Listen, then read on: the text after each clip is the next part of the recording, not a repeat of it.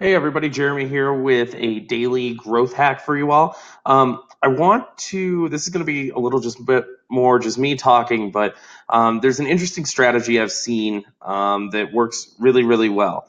And this is an example of not doing that, right? So I don't know how many of you watch, Gordon Ramsay's shows, but he went and there was this whole blow up and this online mob went after this Amy's Baking Company or whatever, and they seemed like, I'm not going to really comment on the people, but it's not particularly surprising that people weren't happy with them. So what I do want to do though is they responded to negative reviews in a bad way, right? And they're saying, Yelpers and Redditors or whatever, right? Like, come say it to my face, whatever, blah blah blah.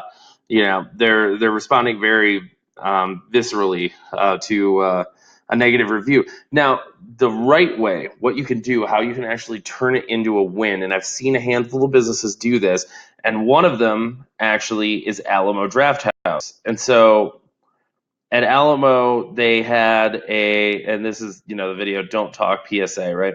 I'm not going to play the video, but at Alamo, they had a woman that got removed for being too drunk and talking during during one of the movies, right? And they're really strict about that. And so they actually took her irate voicemail, her angry review, and turned it into marketing, right? And so I've been in restaurants where, oh, the cashier looks like a punk or whatever, right? Like that sort of thing. And they take and they frame them, right? So my daily growth hack for you today is to not, the next time you get a bad review, don't don't respond to get all upset about it, right? Instead, here's what you do. You use it as marketing, right? Now, if it makes sense to use it as marketing. So if your brand is all about, being, let's say, you have a brand about being really casual, right? And or, let's say you have very strict rules or something like that, or whatever.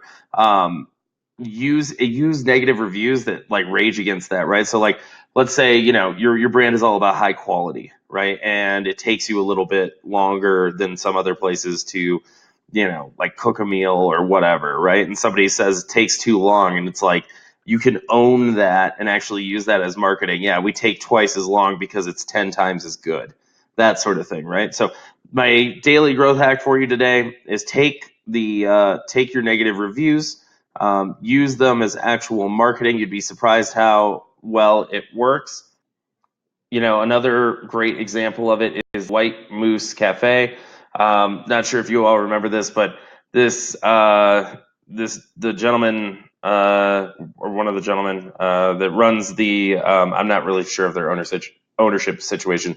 One of them that or a person that owns the White Moose Cafe is had prolifically gotten into a fight with some Instagram influencers, and also has gotten into arguments with vegans and breastfeeding mothers and a lot of other things, right? And they just have a very like kind of in your face brand, but as you can see, they have 60,000 followers, right? And they got tons of press coverage out of it just by kind of being true to their brand and saying by getting into arguments with people and not being afraid to kind of stand up for their values, right? And so I think that yeah, you should definitely, it's worth it sometimes owning the negative publicity and maybe even stoking the fires a little bit with something when you know who you are and what you stand for. Can be a great marketing tool, just because nothing kind of war is good for business in some ways, right? Picking a fight with somebody and getting them to talk bad about you is so much free publicity, and if it like solidifies your place in the market and you're like and it's good and it aligns with your brand values, then you absolutely should be doing it. So daily growth hack: own your negative reviews and potentially even stoke the fires a little bit in always in good taste, of course. But yeah, all right, thank you everyone for watching, and happy marketing.